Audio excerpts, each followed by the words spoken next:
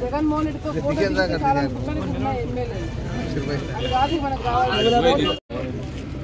అంగన్వాడీ వాళ్ళు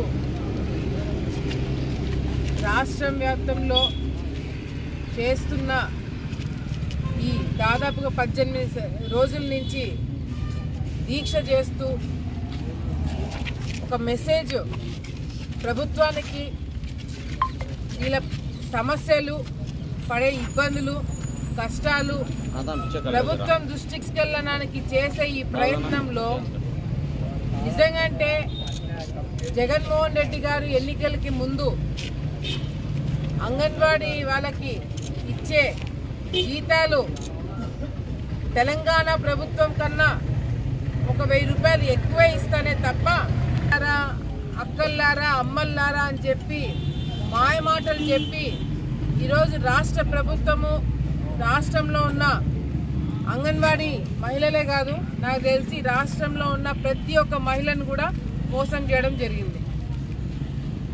ఎందుకంటే ఈరోజు వీళ్ళు అంగన్వాడీ సెంటర్లో పనిచేస్తున్న టీచర్లు కావచ్చు, ఆయాలు కావచ్చు, వాళ్ళ కుటుంబాల్లో ఉండే సమస్యలు కావచ్చు, వాళ్ళ వ్యక్తిగత ఇబ్బందులు కూడా పక్కన పెట్టి వాళ్ళకిచ్చిన పని సక్రమంగా చేయడానికి ఎన్ని ఇబ్బందులు వచ్చినా ఎన్ని కష్టాలు వచ్చినా ఇంటికెళ్ళినా ప్రశాంతంగా పడుకోలేని పరిస్థితి ఉన్నా కూడా ఆ సెంటర్లని ఒక బాధ్యతగా తీసుకొని ఎంతో ప్రెస్టేజ్గా ఆ అంగన్వాడీ సెంటర్లని నడపడం జరుగుతుంది. ఈ ప్రభుత్వం వచ్చిన తర్వాత 3 యాప్లు పెట్టి పని ఒత్తిడి పెట్టి లీవ్ లేకుండా ఎక్కడైనా ఏదైనా కుటుంబ సభ్యులు ఏదైనా ఇబ్బందిలో ఉన్నా కూడా మీరు కావాలంటే లీవ్ తీసుకోండి, కానీ యాప్లో మాత్రం వర్క్ చేయాల్సిందే అని చెప్పి అదొక కండిషన్. అంటే కుటుంబ సభ్యులు ఎవరైనా హాస్పిటల్ అడ్మిట్ అయినా కూడా పేషెంట్ పక్కన కూర్చొని వీళ్ళు యాప్లలో పని చేసుకోవాల్సిన పరిస్థితి తీసుకొచ్చినారు. ఇంతమంది మహిళల ఉసురు తగిలితే ప్రభుత్వాలు కాదు కదా, మళ్ళీ వైఎస్ఆర్సీపీ ఎక్కడైనా ఆంధ్రప్రదేశ్లో పోటీ చేయాలంటే కూడా డిపాజిట్లు కూడా రాలేని పరిస్థితి తీసుకురాబోతున్నారు ఈ మహిళలు అని చెప్పి కూడా ఈ సందర్భంగా వాళ్ళందరికీ కూడా హెచ్చరిస్తున్నాం. సుప్రీంకోర్టు ఆర్డర్ ఇచ్చినా కూడా, సుప్రీంకోర్టు అయితే నాకేమి, ఎవరు ఆర్డర్ ఇస్తే నాకేమి అని సుప్రీంకోర్టు ఇచ్చిన ఆర్డర్లు కూడా పక్కన వాడేసి చేసేదే అంగన్వాడీ వాళ్ళు ధర్నా చేస్తున్నారా, వాళ్ళని తీసి పక్కన పడేయండి, పొదుపోలను తీసుకొచ్చి పెట్టేయండి. ఇంకెవరైనా ధర్నా చేస్తున్నారా, మున్సిపాలిటీ వాళ్ళు ధర్నా చేస్తున్నారా, వాళ్ళని తీసి పక్కన పడేయండి, ఇంకొకరిని తీసుకొచ్చి పెట్టండి.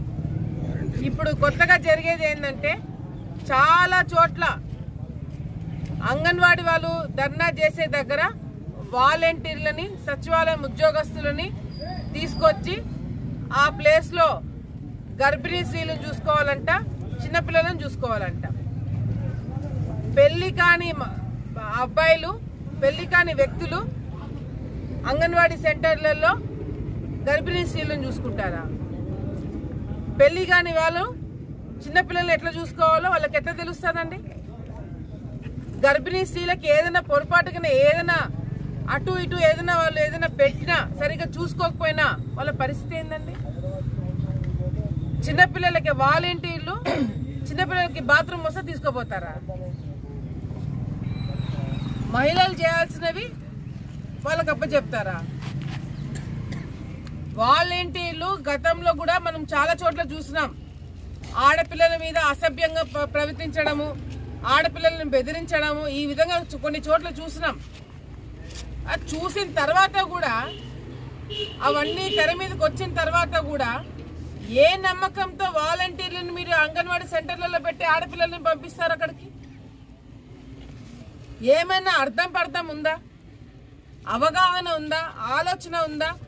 కేవలము జగన్మోహన్ రెడ్డి గారు చేసేది ఏంటంటే, నాకు ఎవరు వ్యతిరేకంగా మాట్లాడకూడదు, నన్ను వేలెత్తి చూపెట్టకూడదు, నేను చెప్పిందే వినాలి, నేను చెప్పిందే చేయాలి, లేకపోతే మీ అందరి బతుకులు తీసుకొచ్చి రోడ్డు మీద పడేస్తా అని చెప్పి ఈరోజు ఈ విధంగా పరిపాలన చేస్తున్నారు. ఎవరు సంతోషంగా ఉన్నారు ఈ ప్రభుత్వంలో? అంగన్వాడీ వాళ్ళు ప్రశాంతంగా ఉన్నారా? ఆశా వర్కర్లు ప్రశాంతంగా ఉన్నారా? మహిళలు ప్రశాంతంగా ఉన్నారా? యువత ప్రశాంతంగా ఉన్నారా? రైతులు ప్రశాంతంగా ఉన్నారా? మీ ప్రభుత్వం వచ్చిన మొదటి రోజు నుంచి ఇసుక లేదు, ఇల్లు లేవు, రోడ్లు లేవు, పెన్షన్లు లేవు, జీతాలు టైంకి రావు, రాజధాని లేదు, ఏమీ లేవు. ఎవరి కోసం వచ్చినారు మీరు? ఎవరిని ఉద్ధరించడానికి వచ్చినారు మీరు? జగన్మోహన్ రెడ్డి గారు ముఖ్యమంత్రి అయిన తర్వాత బాగుపడిన వాళ్ళు ఎవరైనా ఉన్నారు అంటే తెలంగాణ వాళ్ళు. నీళ్లు తెలంగాణకి పోతాయి, ఉద్యోగాలు తెలంగాణకి పోతాయి, జీతాలు ఆడ పెరుగుతాయి, ఆడ రియల్ ఎస్టేట్ పెరుగుతుంది, ఈడ మాత్రం అందరూ జీతాలు రోడ్డు మీద పడినాయి. 9వ తారీఖు జనవరి 9వ తారీఖు చంద్రబాబు నాయుడు గారు ఆలగడ్డకి రాబోతున్నారు. 1,00,000 మందితో బహిరంగ సభ పెట్టబోతున్నారు.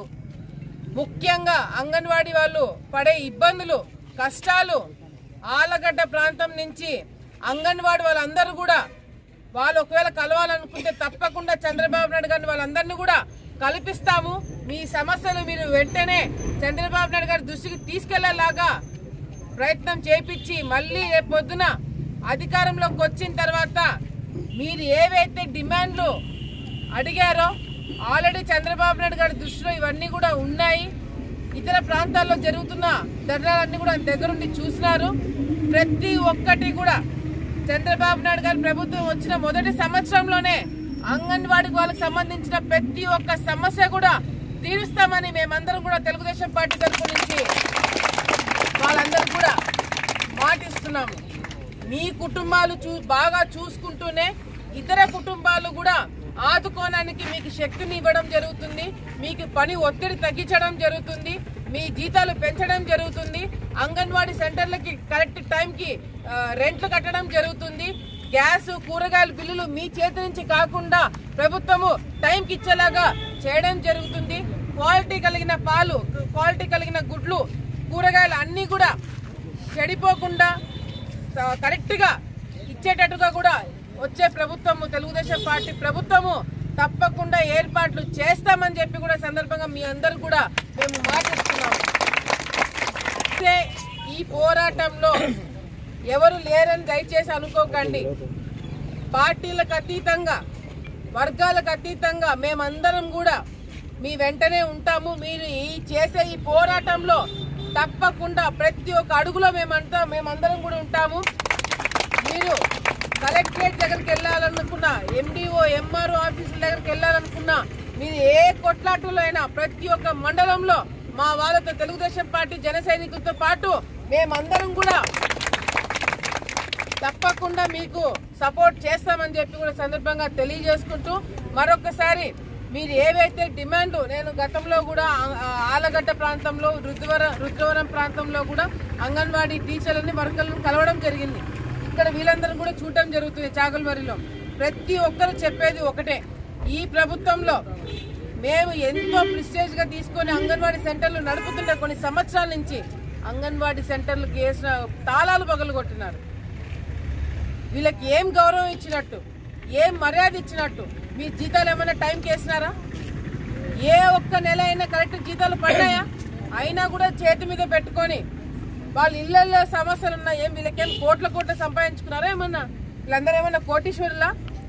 వాళ్ళ ఇళ్ల నుంచి డబ్బు తీసుకుని అంగన్వాడీ సెంటర్లు నడిపినానికి వీళ్ళు ఏమన్నా అందరూ కోటీశ్వరులా?